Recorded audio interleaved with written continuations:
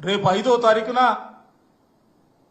Fee పోరు కార్యక్రమాన్ని ఈ రాష్ట్రంలో అన్ని జిల్లా కేంద్రాల్లో కూడా వైఎస్ఆర్ కాంగ్రెస్ పార్టీ ఆధ్వర్యంలో చేపట్టబోతా ఉన్నాం.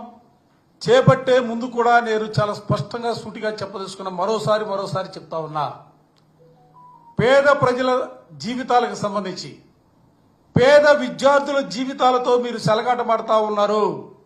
మీరు సింహం పైన స్వారీ చేయాలని ప్రయత్నం చేస్తా ఉన్నారు. ఇదే విధమైనటువంటి పోకలతో మీరు ముందుకు సాగితే వైఎస్ఆర్ కాంగ్రెస్ పార్టీ ప్రజాస్వామ్యంగా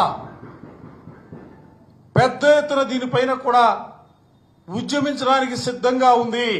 ఎందుకంటే మీరు ఇప్పటి వరకు కూడా మొన్నెప్పుడో ప్రభుత్వం 700 కోట్ల పైచీలకు మేము ఇస్తున్నామని చెప్పి ప్రకటన చేశారు. కానీ వాటి వరకు కూడా ఒక్క రూపాయి కూడా ఏ ఒక్కరికి కూడా చెందినటువంటి పరిస్థితి లేదు. మేము అడిగేది ఏదైతే బకాయిలుగా ఉందో 3,900 కోట్ల రూపాయల్ని వెంటనే విడుదల చేయాలని చెప్పి మరోసారి ప్రభుత్వానికి సూటిగా చెప్తా ఉన్నాం.